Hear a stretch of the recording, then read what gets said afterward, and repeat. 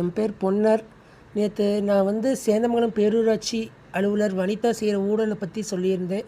இன்றைக்கி இப்போ இது ஆதாரத்தோடு உங்கள்கிட்ட நிரூபிக்க போகிறேன். 17/9/2025 அன்றைக்கி நான் கனரா வங்கியில் என்னோடய அக்கௌண்ட்லேருந்து 5700 சேந்தமங்கலம் பேரூராட்சி அலுவலகத்துக்கு டிடியாக எடுத்திருக்கேங்க. இதை நான் என்றைக்கு போய் ஆஃபீஸில் கொடுத்துருக்கேன்னா அன்றைக்கி 17/9/2025 அன்றைக்கி கொடுத்துட்டேன். ஆனால் அவங்க எனக்கு எந்த எவிடன்ஸுமே தரல. ஒரு வாரம் கழித்து என்னை கூப்பிட்டு 23/9/2025 அன்றைக்கி எனக்கு 2 ஆணை பிறப்பித்தாங்க. ஒரு ஆணை சொத்து வரி பெயர் மாற்றத்துக்கு, இன்னொரு ஆணை குடிநீர் வரி பெயர் மாற்றத்துக்கு. இதில் நீங்கள் நல்லா கவனித்து பாருங்கள். இந்த சொத்து வரி பெயர் மாற்றத்தில் இந்த சேந்தமங்கலம் பேரூராட்சி செயல் அலுவலர் அவர்களின் செயல்முறை உத்தரவு கீழே கோடு போட்டிருக்கும், முன்னிலை ஜி வனிதா கீழே கோடு போட்டிருக்கும், ஒரு QR கோடு இருக்கும். அதுவே நீங்கள் குடிநீர் வரியில் பார்த்தீங்கன்னா எதுவுமே கோடு போட்டிருக்காது, QR கோடு இருக்காது. அதே மாதிரி சொத்து வரியில் பார்த்தீங்கன்னா பொன்னர் சன் ஆஃப் குணசேகர்னு இங்கிலீஷில் இருக்கும். அதே நீங்கள் குடிநீர் வரியில் பார்த்தீங்கன்னா அது தமிழில் இருக்கும், எல்லா அலைன்மெண்ட்டும் மாறி இருக்கும். இதிலிருந்தே தெரியுது இது ஒரிஜினல், இது டூப்ளிகேட்னு. எந்த ஊரில் இங்கே எங்கள் தாத்தா பேரில் இருக்கிற ஒரு குடிநீருக்கும் சொத்து வரி பெயர் மாற்றத்துக்கும் 5700 வாங்குறாங்க, எனக்கு தெரியல. இந்த 2 பிறப்பானையும் 23/9/2025 அன்றைக்கி நான் வாங்கியிருந்தேன்.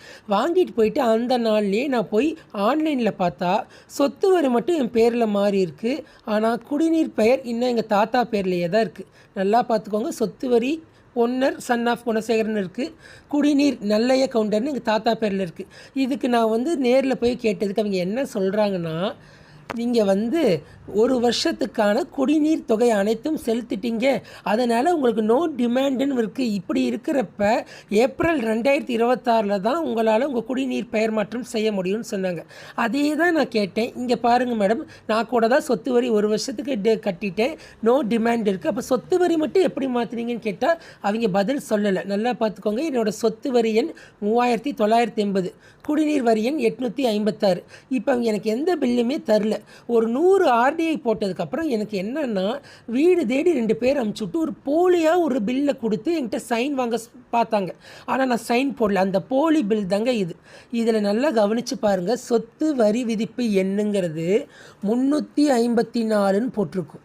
இங்கே மேலே பார்த்தீங்கன்னாலும் 354ன்னு போட்டிருக்கும். என்னோடய சொத்து வரி எண் இங்கே பாருங்கள் 3980. ஆனால் இவங்க நான் கண்டுபிடிச்சி இங்கே பண்ண ஊழலை கேட்டதுக்காக அந்த 354 பேனாவில் அடித்து 3890ன்னு மாற்றிருக்காங்க. அதாவது பண்ணுற ஊழலை கூட சரியாக பண்ண தெரியல இவங்களுக்கு. ஏன்னா என்னோடய சொத்து வரி எண் 3000